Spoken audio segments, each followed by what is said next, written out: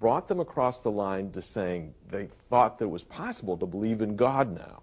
And let me just give you a couple of their quotes. This again happened after 1992, and Hugh, I want to start off by asking you, why did they make these statements all of a sudden? Stephen Hawking, he said, it's the discovery of the century, if not of all time. George Smoot, University of California at Berkeley, an astronomer and project leader for the Kobe satellite, declared, what we have found is evidence for the birth of the universe. He said it's like looking at God.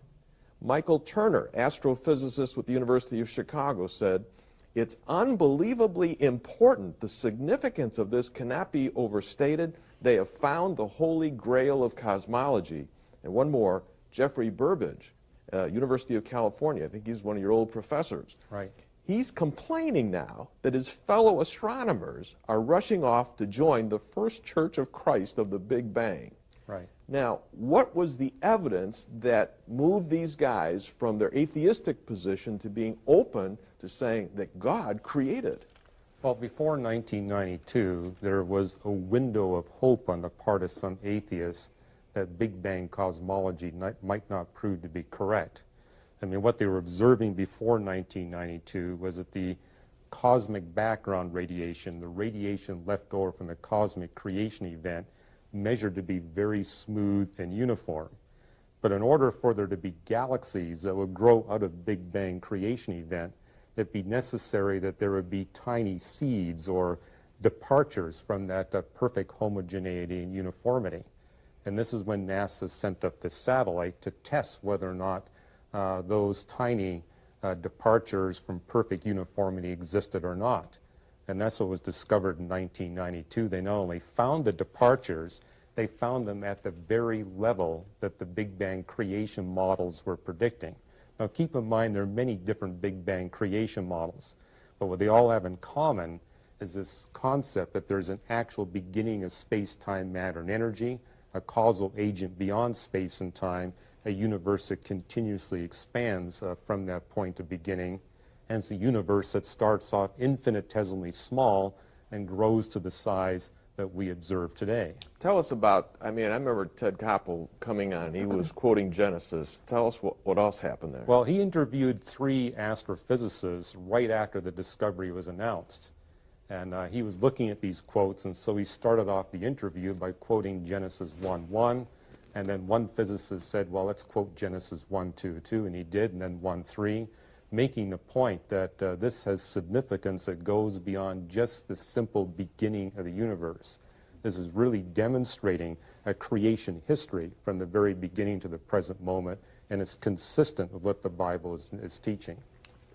Jason, do you enjoy the fact that these astronomers that were atheists are, because of the evidence that they're observing, are being drawn across the line to say, you know, I think that a transcendent causal agent, namely God, must have brought this into existence?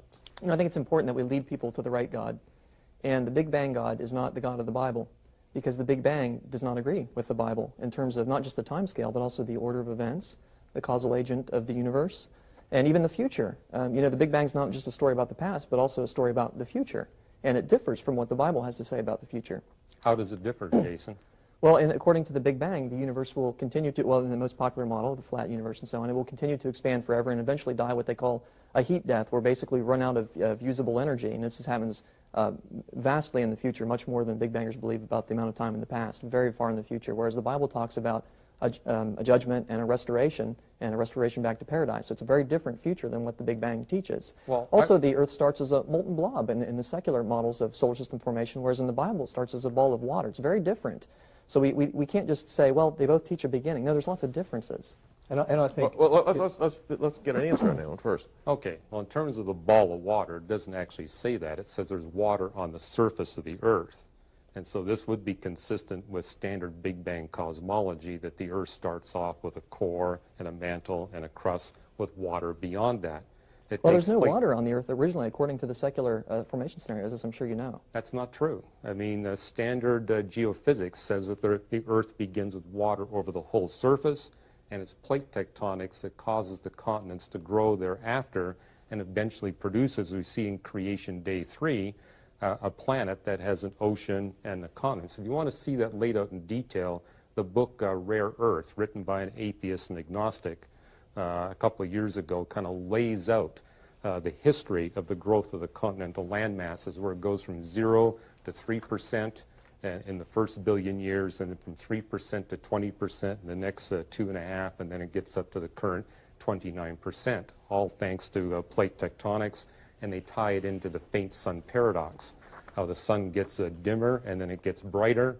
And from a creation perspective, this is a God that's perfectly compensating for the changes in the plate tectonics, the changes in the light output from the sun, by creating just the right life forms at just the right time, and also removing life forms thereafter that no longer fit the changing conditions. Yeah, there's lots of assumptions behind the whole area of plate tectonics. That's people's interpretation. I mean, Dr. John Baumgartner, who using a supercomputer, has modeled plate tectonics in regard to it happening very quickly, in regard to subduction and so on, and that particular model makes sense of the evidence. In other words, there's a whole different model that looks at catastrophic plate tectonics. But here, well, what was the Earth like before it was covered in water? What was it like?